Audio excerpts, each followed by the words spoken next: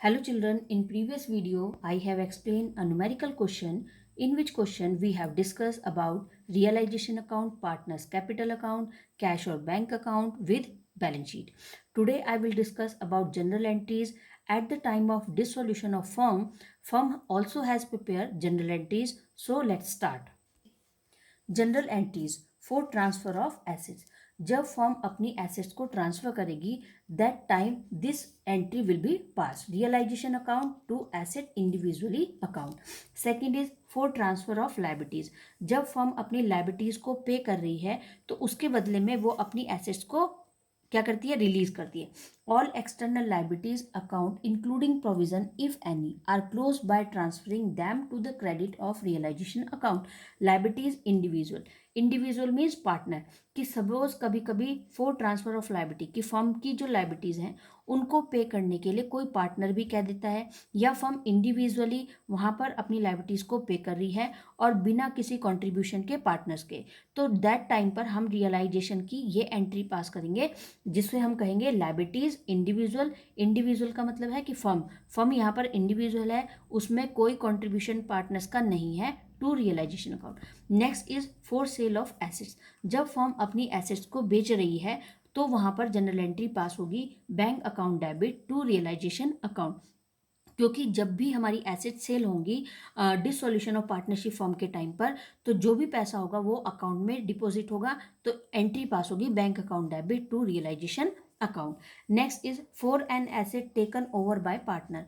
अगर सपोज जब हमारी फर्म में डिसोल्यूशन हो रहा है और कोई पार्टनर है जो फर्म की एसेट लेना चाहता है, सपोज उसको लगता है कि ये एसेट बहुत अच्छी है, फर्म का जो फर्नीचर है सपोज वो सेल हो रहा है, लेकिन जो फर्म का पार्टनर है वो चाहता है कि ठीक है मैं इस एसेट्स को टेक ओवर कर लेता हूँ और इसके बदले में जो लाइबिलिटी है वो मैं पे कर देता हूँ।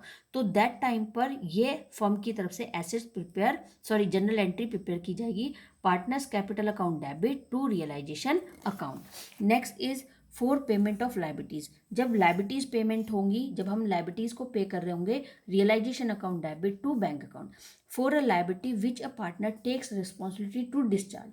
अगर यहाँ पर कोई पार्टनर इंडिविजुअली रिस्पॉन्सिबिलिटी लेता है लाइबिलिटी को पे करने की, that time we will prepare this general entry realisation account debit to partners capital account for settlement with the creditor through transfer of asset when a creditor accept an asset in full or final settlement of his account. General entry need to be recorded. जब भी ऐसा होगा तो वहां पर firm general entry pass करेगी। But if the creditor accept an asset only as part payment of his or her dues, the entry will be made for cash payment only. For example, a creditor to whom rupees 10,000 was due except office equipment worth rupees 8,000 and is paid rupees 2,000 in cash, the following entry shall be made for payment of rupees 2,000 only। इसका मतलब है कि suppose एक हमारा creditor है, उस creditor को हमें 10,000 की जो है वो पेमेंट करनी है। तो वहाँ पर एक जो क्रेडिटर है और उसने देखा कि फर्म के पास कोई ऑफिस इक्विपमेंट है या कोई ऐसी एसेट है जो मेरे यूज़फुल की है, तो वहाँ पर क्रेडिटर की तरफ से डिमांड हो रही है या वो एक्सेप्ट कर रहा है कि ठीक है आपके ऊपर मेरी 10,000 की जो लाइबिलिटी है उसके बदले में आप मुझे अपना ये ऑफिस इक्विपमेंट जो है वो दे दीजिए। तो हमने जो ऑफिस इक्विपमेंट है वो 10,000 का उसको पे किया और उसके बदले में जो 2,000 की हमारी अमाउंट रिमेन बची जो हमें और ड्यू करनी है उसको हमने 2,000 को कैश में पेमेंट किया। इस कंडीशन में वहां पर जो भी हमारा सेटलमेंट हो गया है एसेट्स और क्रेडिटर के बीच में कि हमने अपने क्रेडिटर को अपनी एसेट जो है वो दे दी है, तो वहां पर हमारा एक क्रेडिटर के साथ फुल सेटलमेंट हो चुका है। तो फुल सेटलमेंट हुआ है। अगर वहां पर 10,000 की हमारी ड्यू थी और 10,000 की हमारी मशीन होती तो ये फुल सेटलमेंट होता कि हमने 10,000 की लाइबिलिटी के बदले में 10,000 की जो एसेट है वो पार्टनर को दे चुके हैं। फाइनल सेटलमेंट या फिर, तो यहाँ पर फाइनल सेटलमेंट का मतलब है कि जब हमने इसको कुछ कैश में पेमेंट करनी है और या फिर हमें उसको कुछ अपनी एसेट पे करनी है। तो इसी तरह से यहाँ पर एक क्रेडिटर है जिसकी हमारी फर्म के ऊपर 10,000 की लायबिलिटी थी, जिसके बदले में उसने एक ऑफिस इक्विपमेंट की डिमांड की। 8,000 का हमारा ऑफिस इक्विपमेंट था जो हमने उसको दे दिया और 2,000 जो अमाउंट रिमेन थी, जो ड्यू पेमेंट थी, वो भी हमने उसको कैश में पेमेंट की। तो यहाँ पर बताया जा रहा है कि जब अगर ऐसी कंडीशंस होंगी या ऐसी ट्रांजेक्शन ट्रांजैक्शंस होंगी तो वहाँ पर केवल हम 2000 की जो पेमेंट है उसी के लिए जनरल एंट्री पास करेंगे, एसेट्स के लिए नहीं। Payment of ₹2000 only, realization account debit to bank account. However, when a creditor accept an asset whose value is more than amount due to him, he or she will pay cash to firm for the difference for which are entry will be. अगर यहाँ पर creditor suppose हमारी जो equipment था वो 12,000 का होता और हमारी हमारी जो लाइबिलिटी है वो 10,000 की होती, तो इसका मतलब हमारी एसेट्स की वैल्यू क्या है, ज़्यादा है, मोर देन है। तो वहाँ पर 12,000 की हमारी एसेट्स है और 10,000 की हमारी लाइबिलिटी है। उस कंडीशन में हम when a creditor accept an asset, अगर क्रेडिटर ऐसी कोई एसेट को रिसीव करता है जो हमारी एसेट्स की वैल्यू मोर देन है उसकी लाइबिलिटी से, तो उस कंडीशन में हम एंट्री पास करेंगे बैंक। तो वहाँ पर वो चेंज हो जाएगी एंट्री की, अब वो पैसा हमें देगा जो डिफरेंस वैल्यू होगी। सपोज 2000 का हमें प्रॉफिट हो रहा है क्योंकि हमारी लाइबिलिटी 10,000 है, हमारी एसेट की वैल्यू 12,000 है, हमारी लाइबिलिटी हमने उसको बदले में एक ऑफिस इक्विपमेंट दिया है, 2000 हमें और मिलने हैं, तो जो क्रेडिटर है वो 2000 हमें वापस करेगा और वो बैंक में जमा हो जाएंगे, bank account debit to realisation account. Next is for payment of realisation expenses. Realisation expenses का मतलब है कि कभी कभी जब हम अपनी एसेट्स को बेचते हैं तो उसको बेचने के लिए हमें बहुत सारे खर्चे, छोटे छोटे खर्चे हैं जो करने पड़ते हैं, तो उन सब खर्चों को हम रियलाइजेशन एक्सपेंसेस कहते हैं। When some expenses are incurred and paid by the firm in the process of realisation of assets and payment of liabilities, कि यहाँ पर जो भी ऐसे खर्चे हैं जो हमारे रियलाइजेशन की प्रोसेस पे या एसेट्स को अरेंज करने में, सपोज हमें किसी एक पर्टिकुलर जगह पर जाकर के सारी एसेट्स को अरेंज करना, रखना है, और एक तो वहाँ पर हमने टेंट लगाया या रिफ्रेशमेंट दिया या किसी को बेचने के किसी को हमने ये कहा कि भाई हमारी एसेट्स को सेल करवाना है, उससे ज़्यादा से ज़्यादा वैल्यू मिले तो उसको हम कमीशन दे रहे हैं, तो ये सब हमारे रियलाइजेशन एक्सपेंसेस होते हैं। Realisation of assets and payment of liabilities, realisation account debit to bank account, तो दैट टाइम पर we will prepare this entry, realisation account debit to bank account. Next is when realization expenses are paid by partner on behalf of the firm, कि जहाँ पर अब जो भी realisation के expenses हो रहे हैं पेड बाय पार्टनर, पार्टनर उन सब पेमेंट्स को पे कर रहा है ऑन बिहाफ ऑफ फर्म, और किसके बिहाफ पर, फर्म के, कि फर्म ने सपोज उसको रिस्पॉन्सिबिलिटी दी है कि भाई ये सारी चीज़ें हमें सोल्ड करनी है तो इनको आप सोल्ड कराइए, तो उसके लिए जो भी खर्चे होंगे अभी आप करिए, बाद में हम उसको सेटल करेंगे। This time we will prepare realisation account debit to partners capital account. C. When a partner has agreed to undertake the dissolution work for an agreed remuneration bear the realization expenses, अगर कोई partner क्या है, realisation expenses को beer कर रहा है, that time entry will be pass if payment of realisation expenses is made by the firm. अब payment हो रही है रियलाइजेशन के जो खर्चे हुए हैं फर्म की तरफ से, पार्टनर्स कैपिटल अकाउंट डेबिट, तो पार्टनर्स को जितना भी उसने खर्चा किया है वो सब उसको रिसीव हो जाएगा और बैंक से माइनस हो जाएगा। Second is if the partner himself pay the realization expenses no entry is required, अगर कोई पार्टनर अपने आप से उन सभी पेमेंट्स को, खर्चों को करता है और बदले में फर्म से कोई डिमांड नहीं कर रहा है, तो वहाँ पर कोई भी जनरल एंट्री पास नहीं की जाएगी। For agreed remuneration to such partner, लेकिन अगर रेन्यूमरेशन के लिए डिमांड हो रही है, realisation account debit to partners capital. Next is for realisation of any unrecorded asset including goodwill if any, अगर फर्म के पास कोई ऐसी एसेट है जिसको हम रिकॉर्ड नहीं करते, जैसा कि गुडविल, गुडविल की वैल्यू को कभी भी हम शो नहीं करते हैं, वो हमारे प्रॉफिट के अंदर इंक्लूड होती है, that time we will prepare bank account debit to realisation account, क्योंकि जो भी हमारा प्रॉफिट है वो सब कहाँ है, बैंक में, तो वहाँ से वो विड्रॉन होगा और रियलाइजेशन के लिए वो खर्च किया जाएगा, यूज़ किया जाएगा। For settlement of any unrecorded liability, अगर कोई ऐसी लायबिलिटी है जो हमने अभी तक रिकॉर्ड नहीं की लेकिन सडन हमें पता चली है, तो हम उसके लिए जनरल एंट्री पास करेंगे, realisation account debit to bank account. For transfer of profit and loss on realisation, realisation के टाइम पर अगर फर्म को प्रॉफिट, सपोज जैसे हमने पीछे एक एग्जांपल पढ़ा कि जब हमारी एसेट्स की वैल्यू ज़्यादा होती है और हमारी लायबिलिटीज़ कम है तो वहाँ पर हमें प्रॉफिट हो रहा है, लेकिन अगर हमारी एसेट्स की वैल्यू कम है और हमारी लायबिलिटीज़ ज़्यादा है तो हमें इसका मतलब लॉस है, हमें और अरेंजमेंट करने पड़ेंगे अपनी लायबिलिटीज़ को पे करने के लिए।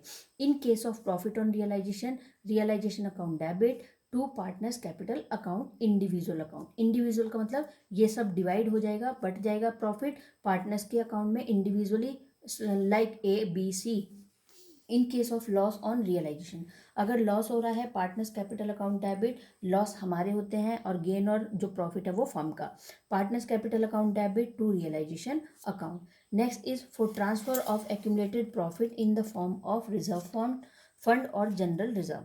जितने भी फर्म के पास एक्यूमुलेटेड प्रॉफिट होते हैं और जो भी रिजर्व्स होते हैं, general reserve like fictitious reserve, like workman compensation reserve, these reserve will be distributed among the partners. तो ये सारे रिजर्व भी फर्म के पास बढ़ते हैं।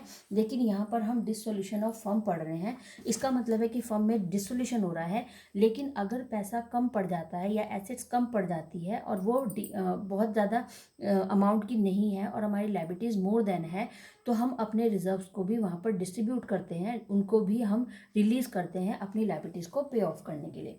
Reserve fund general fund account debit to partners capital account. लेकिन अगर हमारे पास अब हमारी लायबिलिटीज़ हमारी एसेट्स से पे हो चुकी हैं, पार्टनर्स ने इंडिविजुअली पे कर दिया है, तो अब हमारे पास जो भी रिजर्व्स हैं उनको हम पार्टनर्स को डिस्ट्रीब्यूट कर देंगे। For transfer of fictitious asset if any to partners capital account in their profit sharing ratio. Partners capital account debit to fictitious asset. Next is for payment of loan due to partner. जो भी हमारा loan due है partners पर, partners loan account debit to bank account. For settlement of partners account, if the partners capital account show a debit balance, he bring in the necessary cash for which the entry will be। Partners capital account में जो भी debit balance है उसकी हम general entry pass कर देंगे bank account debit to partners capital.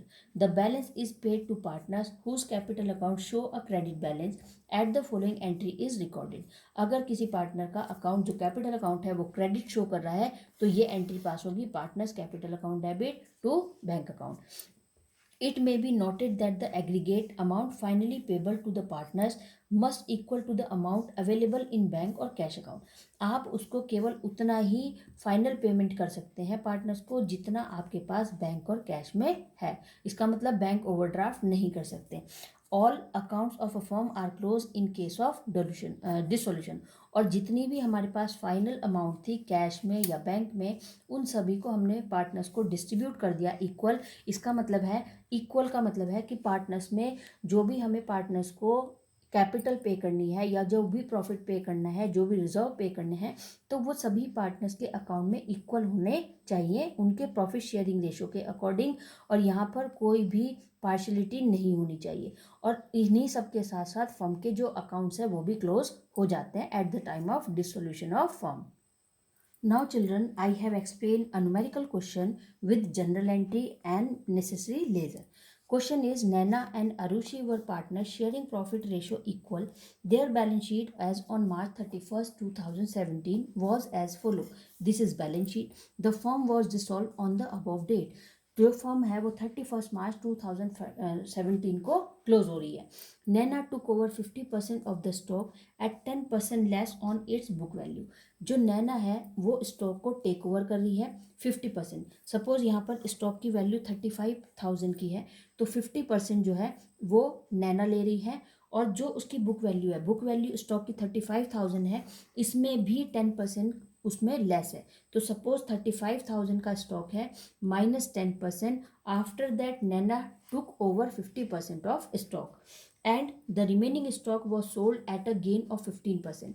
और उसके बाद जो स्टॉक रिमेन हो जाता है उसको फर्म ने जो है सोल्ड कर दिया है 15% प्रॉफिट के साथ। Furniture and machinery realise 30,000 50,000 respectively. अब हमने यहाँ पर फर्नीचर और मशीनरी को रिलीज किया है, 30,000 का फर्नीचर बेचा है और 50,000 का मशीनरी को सोल्ड किया है। There was an unrecorded investment which was sold for ₹25,000। यहाँ पर हमारे पास एक इन्वेस्टमेंट था जिसको हमने अनरिकॉर्डेड, जिसको हमने अपने एसेट्स में रिकॉर्ड नहीं किया है और उसको भी हमने अपने लायबिलिटीज़ के लिए सोल्ड कर दिया ₹25,000। Debtor release 90% only and ₹1,200 were recovered for bad debts written off last year। Debtor जो है 90% हमें मिला है and 1,200 were recovered for bad debts। और जो हमारे बैड डेब्ट्स थे या जो हमारे डेप्टर थे उनसे केवल हमें 1200 जो है वो रिकवर हुआ है, बाकी हमने रिटर्न ऑफ कर दिया लास्ट ईयर, क्योंकि वो बाकी सब हमारे बैड डेब्ट्स थे, उनसे पैसे नहीं मिले। There was an outstanding bill for repair, एक आउटस्टैंडिंग बिल है जो हमने रिपेयर के लिए पेमेंट करनी थी, which had to be paid for 2000 rupees, और जिसको भी हमने 2000 में पे किया। Record necessary journal entry and prepare ledger account to close the books of the firm. These are the journal entry. First is realisation account debit. आपके पास जितनी भी एसेट्स हैं उनको हम इकट्ठा करेंगे रियलाइजेशन अकाउंट में ट्रांसफर करने के लिए। रियलाइजेशन अकाउंट में हमने लिखा डेबिट कि हमारे पास realization means assets, these are the assets, total assets value 1,60,000। Debtors आपके पास 25,000 के हैं। चलिए पीछे देखते हैं। Debtors are 25,000, stock 35, furniture 40, machinery 60। Solution is realization debtors 25, 35, furniture 40, 60। तो टोटल एसेट्स हमारे पास हो गई हैं 1,60,000 की। Assets transfer to realisation account. अब इन सभी एसेट्स को हम बेचने वाले हैं। Creditors account debit 20,000, bank overdraft 5,000 to realisation account 25,000। Liabilities transfer to realisation account. यहाँ पर जो हमारे क्रेडिटर हैं, क्रेडिटर्स की वैल्यू है 20,000। क्रेडिटर्स के लिए कोई एडजस्टमेंट नहीं है, 20,000 के हमारे क्रेडिटर्स हैं और 5,000 का हमारा बैंक ओडी है, जो ऑल हमारा क्या है, क्रेडिटर्स ही है, ये भी हमारी एक लायबिलिटी है। टोटल हमारी लायबिलिटी बन चुकी है 20,000 क्रेडिटर्स अकाउंट है और बैंक ओवरड्राफ्ट 5,000 के हैं, तो total realisation 25,000। Liabilities transfer to realisation account. ये लायबिलिटीज पे करने के लिए हमें रियलाइजेशन अकाउंट में इन लायबिलिटीज को ट्रांसफर करना है। Realisation account debit 27,000 to bank account. Creditor bank OD outstanding repair bill. Creditor also 20,000, 5,000 bank OD, 2,000 हमारे पास रिपेयर का एक बिल है जो आउटस्टैंडिंग है, जो हमें पे करना है, तो ये भी हमारी लायबिलिटी है। So total liability is 27,000। Next is bank account debit 1,57,850। अब हम इसको यहाँ पर जो जनरल एंट्रीज पास हो रही हैं इनको हम तब प्रिपेयर करेंगे जब हमारे रियलाइजेशन अकाउंट और पार्टनर्स कैपिटल अकाउंट प्रिपेयर हो जाएंगे। So let's start. Realisation account देखते हैं। डेप्टर्स, मैंने पहले बताया था कि डेप्टर्स यहाँ पर जो हमारी एसेट्स हैं इनकी जो रियल वैल्यू है उसको हम यहाँ पर एंटर करते हैं। डेप्टर्स 25,000 के हैं। चलिए देखिए, debtors 25,000, stock 35, furniture 40, machinery 60। Same transaction आ रही है। Debtors 25, stock 35, furniture 40, 60। Total assets 1,60,000। Bank में क्रेडिटर्स हैं हमारे 20,000 के, bank OD 5,000, outstanding bill 2,000। Total liabilities है हमारी जो हमें बैंक से पे करनी है 27,000 की। प्रॉफिट ट्रांसफ़र ये बाद में आएगा। क्रेडिटर्स, अब हमारे जो क्रेडिटर्स हैं 20,000 के थे, 20,000 हमने पे कर दिया, इसका मतलब ये फुल सेटलमेंट हो गया। बैंक ओडी 5,000 का था, बैंक ओडी भी हमने अपना पे कर दिया 5,000। बैंक इन्वेस्टमेंट हमारा 25,000 का है। इन्वेस्टमेंट हमारे पास उसने कहा था कि हमारे पास एक इन्वेस्टमेंट है 25,000 का, जिसको भी हम सोल्ड कर रहे हैं अपनी लायबिलिटीज़ के लिए, तो यहाँ पर इन्वेस्टमेंट 25,000 हमने बेच दिया। फर्नीचर 30,000 है, फर्नीचर 40,000 का था, जिसकी यहाँ पर वैल्यू एस्टिमेट की गई है। The remaining stock was sold at furniture and machinery release 30,000, 50,000। Furniture हमारे पास 40,000 का, जिसको हमने छोड़ा, बेच दिया 30,000 में। मशीनरी 60,000 की थी, 50,000 में गया, इसका मतलब दोनों पर हमें लॉस हुआ। सो 30,000 का फर्नीचर गया, मशीनरी 50,000। डेप्टर्स 90,000 है, क्योंकि हमारे जो डेप्टर्स हैं उनकी वैल्यू है, हमारी डेप्टर्स की वैल्यू है 25,000।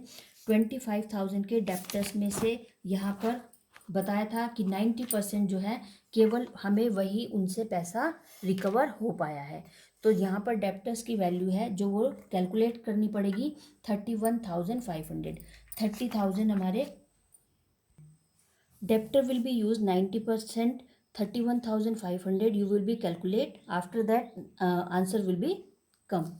Stock 20,125, adjustment is जो यहाँ पर अनरिकॉर्डेड जो हमारा नारायण ने टुक ओवर किया है स्टॉक की 50% वैल्यू को 10% less than book value, and remaining stock was sold 15% as a gain, तो यहाँ पर 15% जो गेन है वो प्लस हो जाएगा। I will also show working note in your homework portal.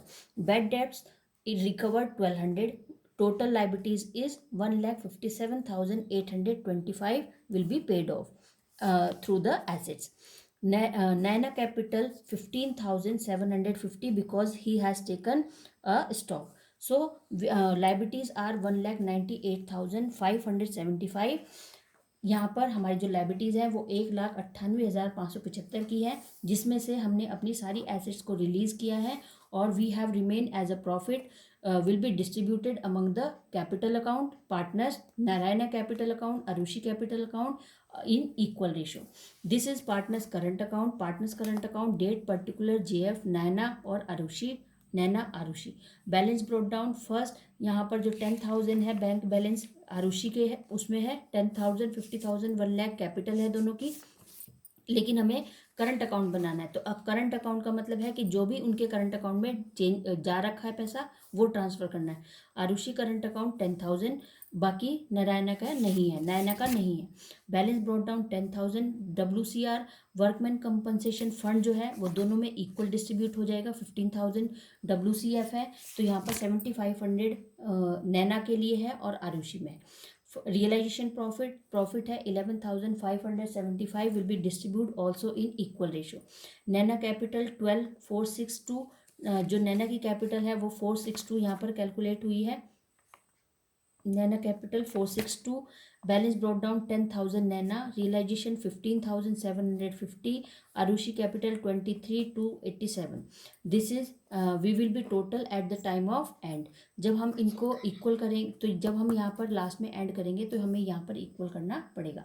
मैं इसका जो वर्किंग नोट है किस तरह से कैपिटल अकाउंट करंट अकाउंट में ट्रांसफर हो रहा है और किस तरह से डिडक्शन हुई है, इन सब का एक वर्किंग नोट आपको होमवर्क पोर्टल में सेंड करूँगी. ठीक है. इसके बाद है partners current account. Partners current account हमने बनाया है. पार्टनर्स करंट अकाउंट यहाँ पर हमने पीछे भी एक पार्टनर्स के लिए करंट अकाउंट बनाया था, पार्टनर्स करंट अकाउंट. तो एक ही पार्टनर्स करंट अकाउंट यहाँ पर इनफ है. यह है हमारा कैपिटल. जो उनकी कैपिटल है 1,50,000. देखिए क्वेश्चन में यहाँ पर लिखी है कि जो पार्टनर्स की कैपिटल अकाउंट है वो है, क्वेश्चन में लिखा है कि नैना की कैपिटल 1 लाख है और आरुषि की 50,000 है. तो इसी को हमने यहाँ पर ट्रांसफ़र किया है और ये हमारा कैपिटल अकाउंट है. Balance brought down 1,50,000. Current account से ट्रांसफ़र है, आरुषि के अकाउंट में क्रेडिट होगा 23,287 का. टोटल 1,73,287. और नारायणा करंट अकाउंट में प्लस हो जाएगा, डेबिट हो जाएगा 12,642. बैंक में ट्रांसफ़र करने हैं हमें और पैसे दोनों के करंट अकाउंट के लिए. Bank account this. रियलाइजेशन 27,000 जो प्रॉफिट हमें है. नैना कैपिटल अकाउंट ये हमारे पास अमाउंट ट्रांसफ़र होकर आ रही है 73,000, दोनों को ट्रांसफ़र किया है. Total 187,825. Balance brought down 30,000. Realisation 1,57,825. जब आप इस क्वेश्चन को पढ़ेंगे और सॉल्यूशन को पढ़ेंगे तो सारी जो कंसेप्ट है वो अपने आप क्लियर हो जाएंगे. बस आपको ध्यान से पढ़ने की ज़रूरत है. So children, do this work in your notebook and submit your homework regularly because other children also has a complaint because you have not done your work regularly. So do your work regular and submit your work. Take care. Goodbye.